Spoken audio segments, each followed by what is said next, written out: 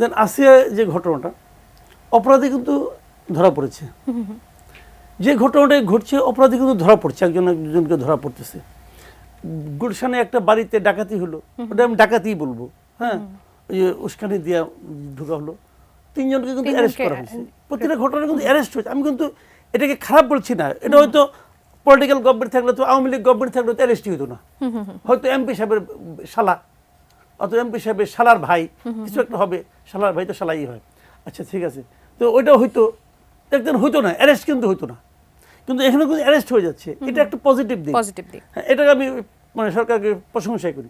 সমস্যাটা কোথায় আমি বলি, সমস্যাটা হলো সরকার তাৎক্ষণিকভাবে অ্যাকশনটা নিতে পারছে না। আচ্ছা, সরকারের আচরণের মধ্যে এমন কিছু আছে যেটা দেখে অপরাধীরা মনে করছে যে এটা করা যায়, পার পেয়ে যাবে, এটা করা যায়, 2-1 ধরা পড়বে। কিন্তু আমি এক্সাম্পল দিয়ে বলি আপনাকে, শাহবাগের যে ঘটনাটা ঘটলো, ভার্সিটির একটা স্টুডেন্টের সঙ্গে যে ঘটনাটা ঘটলো, ওড়নাকে পড়াকে কেন্দ্র করে, তো এখন এই ঘটনা ঘটার পর সেই ছেলেটাকে গ্রেপ্তার করা হলো, পুলিশ নিয়ে আসলো। তারপরে যা ঘটলো, ওর সামনে বসে থাকা, সারা রাত বসে থাকা, স্লোগান দেওয়া এবং থানার মধ্যে ঢুকে আবার তার ভিডিও করা, ওইটা আবার সোশ্যাল মিডিয়াতে ছেড়ে দেওয়া, এই প্রত্যেকটা কাজ কিন্তু বেআইনি, প্রত্যেকটা কাজ কিন্তু বেআইনি। করলো তো, যারা করলো তাদেরকে আমরা টিভিতে দেখি নাই ছবি। আচ্ছা, এখানে আরেকটু বলি, সেটা হচ্ছে যে মেয়েটির একেবারে ব্যক্তিগত যে ইনফরমেশন গুলো সেগুলো দিয়ে দেওয়া হয়েছে। হ্যাঁ, থানা চাপে পড়ে দিল কি দিল না, তো নিরাপত্তাহীনতা দেখতে হবে। এই ঘটনা, প্রত্যেকটা ঘটনা কিন্তু বেআইনি হলো। সানবিট সব দিবে সামাল। সানবিট ম্যাজিক প্রেস, ডিশওয়াশিং এর মাথা ঘোরানো সলিউশন। এই বেআইনি কাজগুলোর সঙ্গে যারা জড়িত তাদের ব্যাপারে কোনো অ্যাকশন নিয়েছেন আপনি? নেন নাই তো। মেয়েটাকে বাধ্য করা হয়েছে এসে উইথড্র করার জন্য। তাহলে এই লোকগুলি কি চেনা চেহারা না? পারে না, গভর্নমেন্ট পারে না। কেন? ওই যে পাগড়ি আছে মাথার মধ্যে, দাঁড়িয়ে আছে মুখের মধ্যে, এবং তারা বলতেছে নিজেদেরকে পরিচয় দিচ্ছে তৌহিদি জনতা। এটা কি ভয় থেকে এটা গভর্নমেন্টের দুর্বলতা থেকে।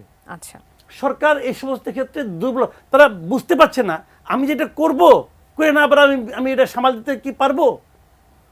এই যে ভয়টা, মানে এই যে ভাই, তাকে তো বুঝতে হবে এই পুরো দেশটাই তো তোমার সঙ্গে আছে, এই কয়েকটা উচ্ছৃঙ্খল ব্যক্তি তোমাকে কিছু করতে পারবে না। কিন্তু তারা এতই ভীতু, এতই কাঁপাকাঁপি করে তাদের পা হাত পা সব, যে তারা এটা সাহস পাচ্ছে না।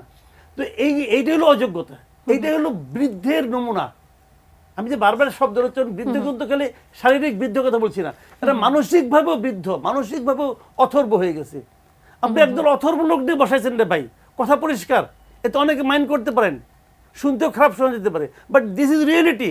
আমরা একদল অথর্বের হাতে পড়ে গেছি। এরা কিছু বোঝেও না, আবার মানবই মানাস অনেক কিন্তু খুব করে, মন খারাপ করে। হ্যাঁ, আমাকে এটা বললো, আমি তো জানি, আমার কাছে অনেকে বলে তো ভাই, হ্যাঁ এরকম ভাই বলেন আপনি, ঘটনা সত্য। এদের উপরে ধরতেন। যে ঘটনাটা গুলশানে ঘটলো তো 3 জন লোককে ধরছেন আপনি। ওই বাড়ির বিল্ডিং এর আপনার দরজা ভাঙতে 100 জন লোক গেছে, তারা বলে, ধরলাম 60 জন গেছে। আপনি যদি সবগুলি টেলিভিশনে ভিডিও ফুটেজ চেক করেন, আপনি দেখবেন প্রত্যেকটা লোককে আপনি আলাদা আলাদা আইডেন্টিফাই করতে পারবেন। সবগুলিকে আপনি ধরা উচিত। কেন ধরা উচিত? উস্কানি দিয়েছে 3 জন বলছেন, ভালো কথা। সেই উস্কানিতে ওরা পা দিল কেন? তার মানে ওদের মধ্যেও কিন্তু এক ধরনের আইন ভাঙার অথবা এক ধরনের লুটপাট করার আকাঙ্ক্ষা কাজ করে। ওদের আপনি সবগুলিকে ধরেন, এরপর দেখবেন যে আর কেউ উস্কানি দিলেও কেউ যাবে না।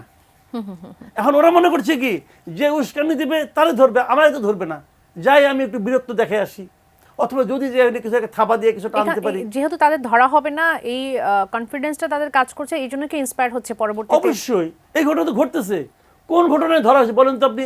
আমি একটা সিম্পল উদাহরণ দিয়ে বলি আপনাকে, পলিটিক্যাল উদাহরণ দিই। এই যে 32 নম্বর ভাঙা হয়েছে, আচ্ছা কাজটা কি ভালো হয়েছে কি মন্দ হয়েছে, এটা হয়তো ওই দিন আমরা বুঝি নাই, ধরা যাক আমরা বুঝি না, পরের দিন তো বুঝছি। কি কারণে বুঝছি? যে পরের দিন প্রধান উপদেষ্টা স্বয়ং দুপুর সময় একটা বিবৃতি দিয়েছিলেন, দিয়ে বলেছেন এই কাজটা ভালো হয় নাই, উনি এটাকে পছন্দ করেন নাই, উনি এটাকে তীব্র নিন্দা করছেন। দেওয়ার পর ওনার কাছে মনে হয়েছে যে বোধহয় পর্যাপ্ত কঠোর হয় নাই। রাত্র 1:30টার সময় 1-2 মিনিট আমার মনে আছে, রাত্র 1-2 মিনিটে উনি আবার একটা দিয়েছেন বিবৃতি একই বিষয়ের উপর। রাষ্ট্রের সরকারের সর্বোচ্চ ব্যক্তির 2বার বিবৃতি আমি জীবনে প্রথম ওইবারই দেখলাম।